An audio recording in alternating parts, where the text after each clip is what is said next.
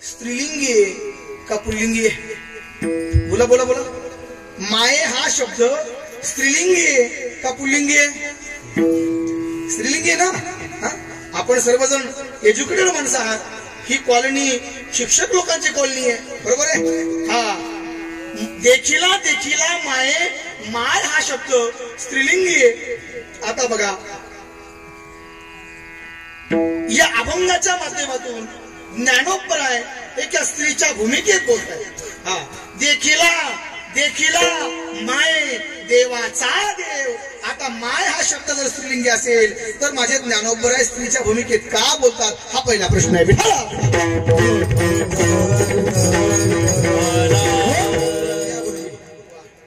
आज सगळे आमचे शिक्षक वृंद सुद्धा, म्हणजे आमचे गुरुजीच म्हणायला काही हरकत नाही, नवे नवे आहेच, सर्वजण उपस्थित आहेत. सगळ्यांच्या चरणी साष्टांग प्रणिपात करतो.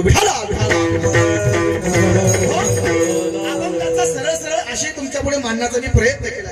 बघा, अतिशय सुंदर नियोजन आज आपल्या या शारदा नगर मध्ये आपण सगळ्यांनी आयोजन केलंय. बुवा, एकल्याचा नव्हे खेळ म्हणून मेळ त्या ठिकाणी मिळविला. एवढा सुंदर सोहळा आपण साजरा करताय. मला तर असं वाटतंय आजचा 3रा दिवस आहे, पण जणू की वाटतंय की आपला जागरचा दिवस आहे, त्याची प्रचिती होती बुवा. पण 3रा दिवस आहे. सांगेल महाराज, असं वाटतंय आज हे कीर्तन आपल्या या शारदा नगर मध्ये नाही. आज हे कीर्तन या शारदा नगर मध्ये नाही, तर याची प्रचिती अशी होते की जणू की हे कीर्तन माझ्या पांडुरंगाच्या रावळात चालू आहे. पांडुरंगाच्या रावळात चालू आहे. एवढं सुंदर, अतिशय सुंदर नियोजन आपण सर्व या कॉलनीतील मंडळींनी केलं. त्याकरता मी तुमच्या सगळ्यांच्या चरणी साष्टांग प्रणिपात करतो. या कीर्तनासाठी, या कार्यक्रमासाठी अतिशय थोर थोर माणसं, अतिशय उच्च क्वालिटीचे माणसं, गायक वृंद या ठिकाणी आहेत. आज गाणारे चांगले, आज बसणारे चांगले, माईक सिस्टम सुद्धा एक नंबर आहे. इकडे पण काळे पाटील आहेत आणि इकडे पण काळे पाटील आहेत. आज गाणारे चांगले आहेत, आज वादक चांगले आहेत, माईक सिस्टम चांगली आहे. तुम्ही म्हणाल बुवा आम्ही तुमचं काय केलं, तुम्ही सुद्धा फार सुंदर आहात. प्रभू तुम्ही महेशाच्या मूर्ती, मी दुबळा अर्चित असे भक्ती. आपण देव स्वरूप आहात. आता हे सगळे चांगले आहेत, मग मी काय एडपाटे का? मी सुद्धा चांगला आहे, म्हणूनच त्या ठिकाणी मला इथं प्राचारण केलंय.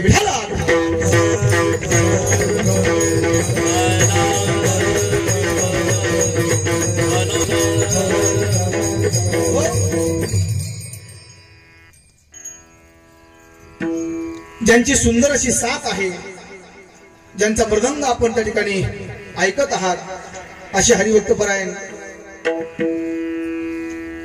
कुठं गेलो ना,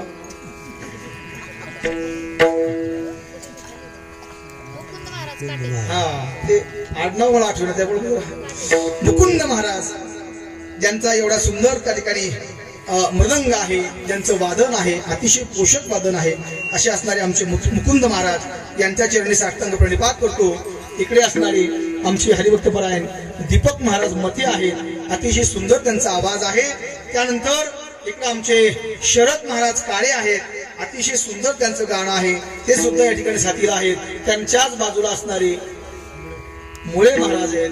आपले आपले नाव सांगा आणि आपली आपली सोडवण करा, कारण माझा स्वभाव जरा भोळसर असल्यामुळे माझ्या लक्षात नाव राहत नाही, म्हणून मुळे महाराज आहेत. बसल्यापैकी सुद्धा अनेक महाराज मंडळी आहेत, ज्यांच्या चॅनलच्या माध्यमातून हा सगळा कार्यक्रम आहे, कीर्तन रूपी पुष्प सगळीकडे दिसणार आहे. अशा तिन्ही चॅनलवाल्यांच्या चरणी साष्टांग प्रणिपात करतो की आपण आमचं हे कीर्तन रूपी पुष्प सगळ्या महाराष्ट्राला या चॅनलच्या माध्यमातून दाखवणार आहात. आणि बघा, मला असं वाटतं दोदडगावचे चेहरा मी आल्यावर वाचला तसा, म्हणलं दोदडगावचे आमचे काका आहेत. खूप जुनी ओळख आमची आहे.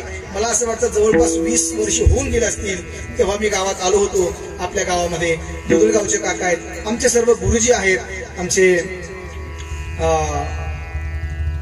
घुगे सर सुद्धा आले आहेत. आपले जोडदार नाही आले, येते सर्व शिक्षक वृंद आहेत. या सगळ्यांच्या चरणी साष्टांग प्रणिपात करतो. आणि ज्यांच्या माध्यमातून खऱ्या अर्थाने ही सेवा माझ्याकडे आली, असे असणारे महाराष्ट्रातील एक आगळं आणि वेगळं व्यक्तिमत्व महाराज अतिशय सुंदर स्वभाव, त्यानंतर स्वभावही चांगला आणि उच्च विचार, राहणीमान साधी आहे, पण विचार मात्र उच्च आहेत. मला असं वाटतं माणसाने राहावं साधं आणि त्याचे विचार मात्र उच्च असले पाहिजे.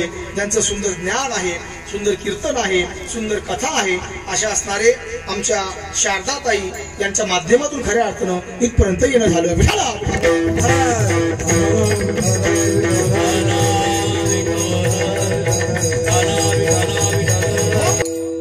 ज्यांचं पहिल्या दिवशी कीर्तन झालं, बरोबर ना, ते मला नंतर आठवलं. सुलोचनाताई काटे, काटे आणि काटे, हा, यांचं आडनाव काटे, पण हे टोचणारे काटे अजिबात नाहीये. हे नाजूक काटे आहेत आणि यांचा त्रास अजिबात होणार नाहीये. म्हणून त्यांचं सुद्धा आगमन या ठिकाणी झालेलं आहे. त्यांच्याही चरणी साष्टांग प्रणिपात करतो आणि माझ्या चिंतनाकडे वळतो.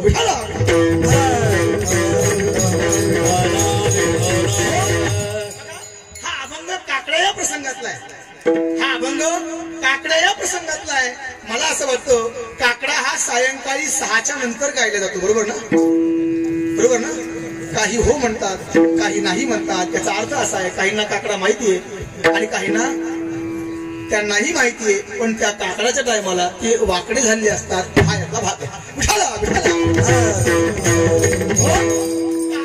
सकाळी सकाळी ब्रह्ममुहूर्तावरती पहाटे 4 नंतर गायल्या जातो आणि या काकड्या या प्रसंगातील हे भूपाळी प्रकरण आहे आणि या भूपाळी प्रकरणातला हा सुंदर असा अभंग आहे.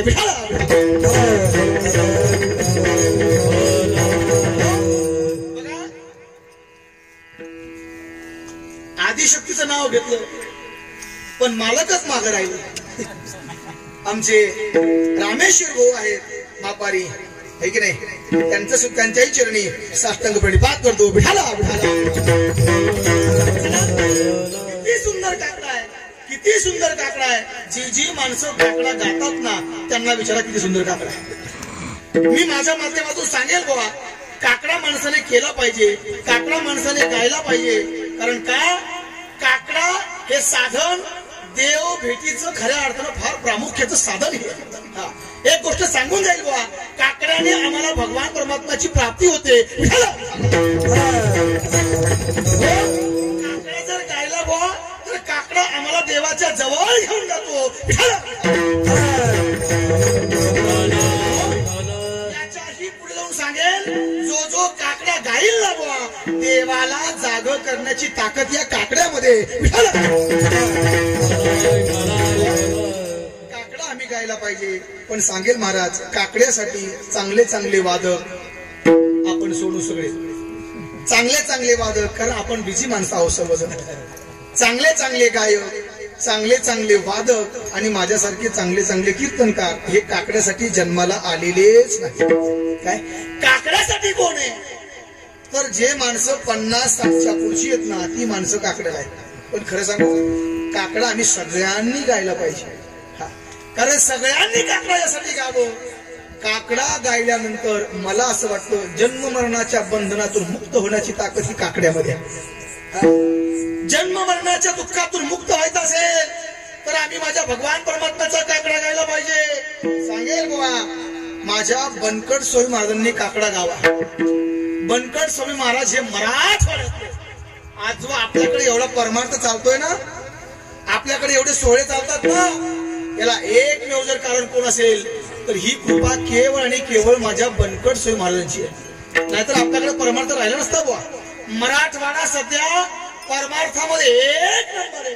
त्याचं कारण केवळ एकच आहे, माझे बनकट स्वामी महाराज ते मराठवाड्यामध्ये आहेत. त्यांची कृपा तुमच्या आमच्यावरती. आम्ही जर पश्चिम महाराष्ट्रामध्ये जर आम्ही गेलो तर त्या पश्चिम महाराष्ट्रातले लोक म्हणतात की काय मराठवाड्यामध्ये खान असेल, एक दगड जरी उचलला ना तर दगडाखाली महाराज आहे. दगड जरी उचलला ना तर खऱ्या अर्थानं गावागावात एक एक सुरेली माणूस आहे. गावातला साधा जरी भजनी असला ना तरी सुद्धा तो अगदी स्वरात गातो.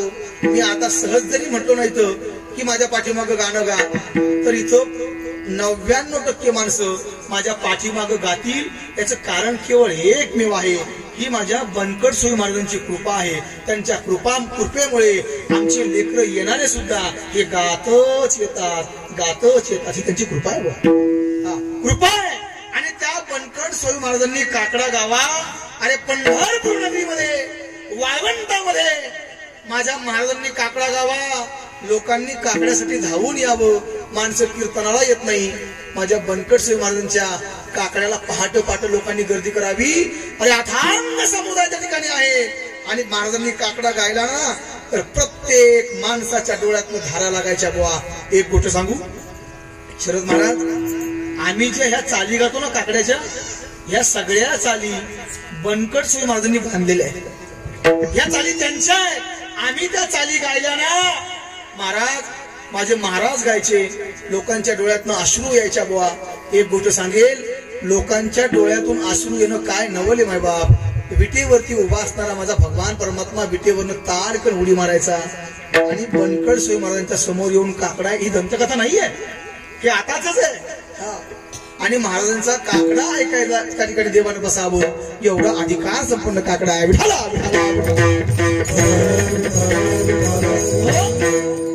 किती सुंदर आहे. हरिरा रूप पाहता लोचनी रूप पाहता लोचनी